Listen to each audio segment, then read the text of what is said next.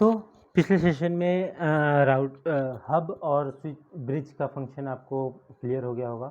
अगर जो कोई दिक्कत है तो आप मुझे कमेंट में शेयर कर सकते हैं कि उसका कोई फंक्शन ऐसा रह गया हो जो ना समझ में आया हो या फिर कुछ मिस हो गया हो मेरे से। तो ठीक है, इस सेशन में हम देखेंगे कि एक स्विच नेटवर्क में किस तरीके से रिस्पॉन्स करता है।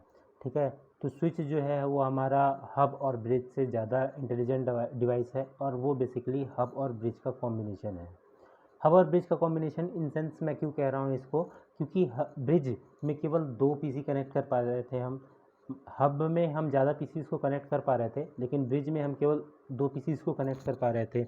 लेकिन यहाँ पे जो स्विच है, स्विच से हम लगभग एक बार में 24 पीसीज को एक साथ कनेक्ट कर पाते हैं सिंगल स्विच से।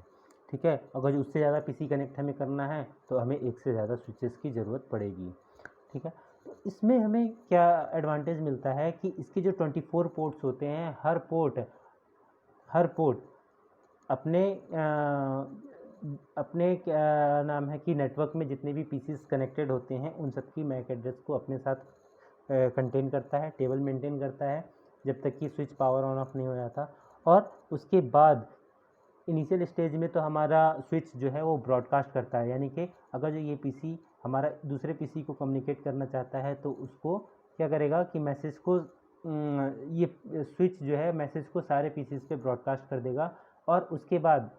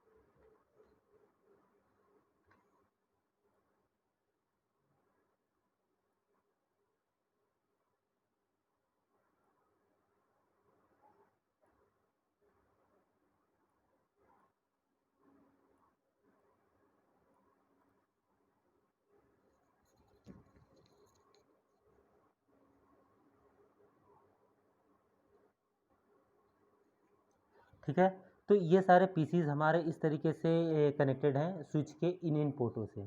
ठीक है, तो जब भी हमारा क्या करेगा कि ये पीसी दूसरे पीसी को पिंग रिक्वेस्ट भेजेगा।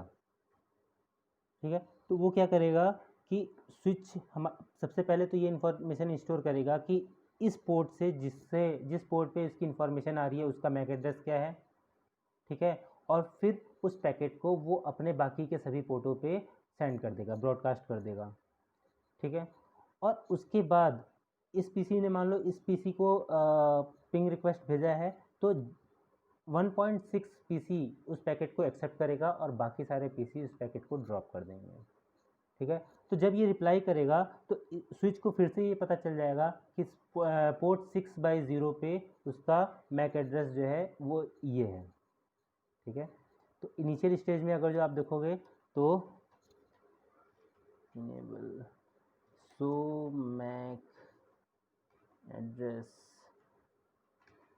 Table, show MAC address table. तो स्विच के पास हमारी कोई मैक एड्रेस टेबल नहीं है, लेकिन जैसे ही हमारा ये सिमुलेशन मोड में देख लेते हैं हम इसको, PC1 पिंग करेगा हमारा PC6 को, ठीक है।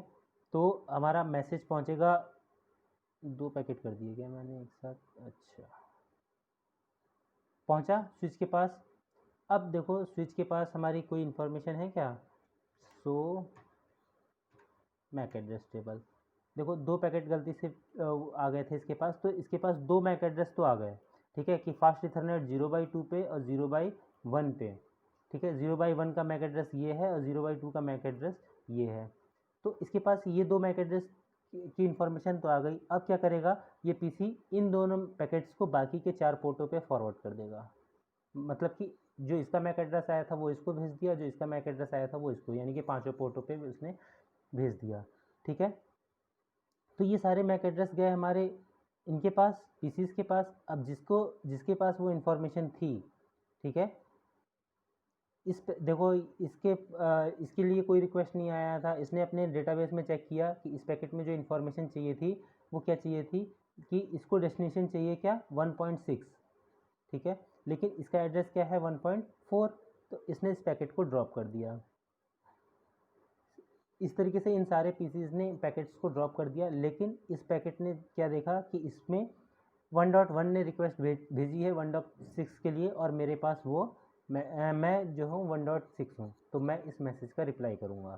तो अब जो है ये पीसी इसको फॉरवर्ड करेगा पैकेट को, ठीक है। अब इस जगह पे हमारे जो स्विच के पास है कि एक एक्स्ट्रा इन्फॉर्मेशन आ गई थर्ड पीसी की, कि इस पोर्ट पे जो मैक एड्रेस है वो ये है, ठीक है। इन पीसीज ने 1.6 के लिए रिक्वेस्ट भेजा था, तो 1.6 से जो रिक्वेस्ट जाएगी वो ये जाएगी। अच्छा, जो इस पीसी ने जो रिक्वेस्ट भेजी थी वो मेरे ख्याल से शायद इस पीसी के लिए थी और 1.4 के लिए थी, ठीक है। तो अब नेक्स्ट स्टेप में जो ये पीसी जब रिप्लाई करेगा सेकेंड पैकेट, ठीक है, हमने 2 पैकेट एक साथ भेज दिए थे, तो पहला पैकेट पहले गया था 1.6 के लिए, फिर सेकेंड पैकेट ब्रॉडकास्ट हुआ तो 1.4 के लिए। जब ये पैकेट भी यहाँ पे अराइव हो जाएगा, ठीक है, अगेन स्विच में क्या है कि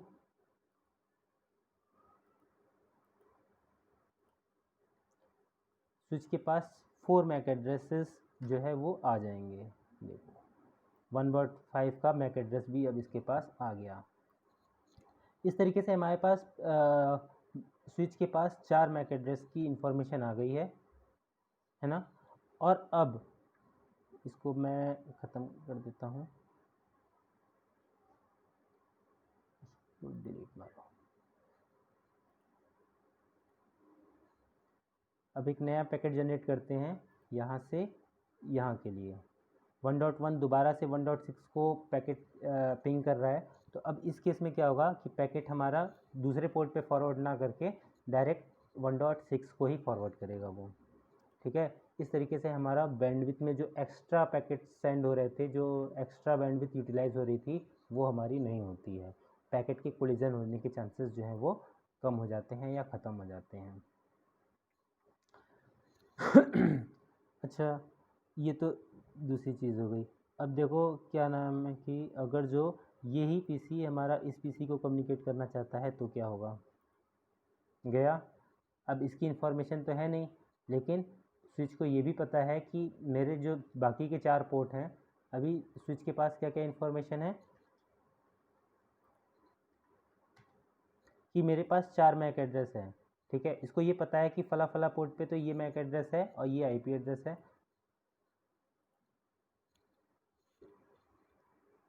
और पैकेट गया सभी पे, ठीक है। अब यहाँ पे इसको ये पता चल गया स्विच को कि हमारा 5वां मैक एड्रेस भी जो आ गया, ठीक है। तो इस तरीके से जो है हमारा स्विच अपने नेटवर्क में सारे जितने भी पीसी कनेक्टेड होंगे उन सब के मैक एड्रेस को एक अपनी जगह पे स्टोर कर लेगा, और नेक्स्ट टाइम से, इसको मैं काट देता हूँ,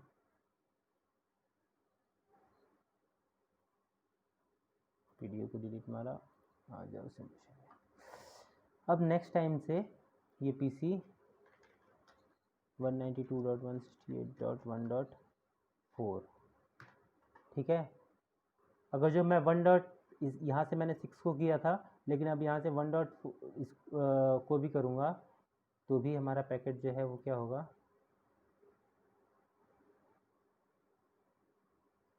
ये R पैकेट है, R पैकेट गया है।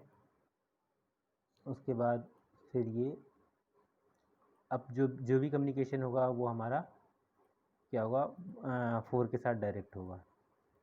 ये STP मैसेजेस हैं, ठीक है।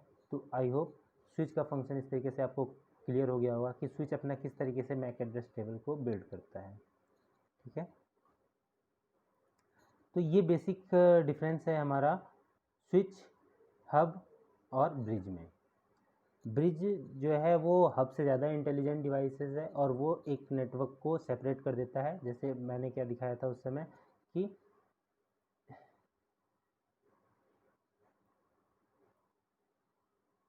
ये नेटवर्क अलग कर दिया था बीच में जैसे हमने लगाया था ब्रिज को, और इस नेटवर्क को अलग कर दिया था, ठीक है। लेकिन स्विच में हमें उस टाइप की कोई ज़रूरत नहीं है, और स्विच हमारा इनिशियली मैक एड्रेस टेबल को स्टोर करता है और इसको हम रिमोटली मैनेज भी कर सकते हैं और अपने तरीके से यूटिलाइज भी कर सकते हैं, मैनिपुलेट भी कर सकते हैं कि किस पीसी को हमें कम्युनिकेट कराना है और किसको कम्युनिकेट नहीं कराना है। अगर जो हम चाहें तो किसी पीसी को इसमें रिस्ट्रिक्ट भी कर सकते हैं, वो हम आने वाले सीरीज़ में स्विच के बाकी के फंक्शन को डिटेल में स्टडी करेंगे। So I hope everything would be very clear to you all, ठीक है। So that's it for the session. फिर मिलते हैं नेक्स्ट सेशन में। Till then good bye.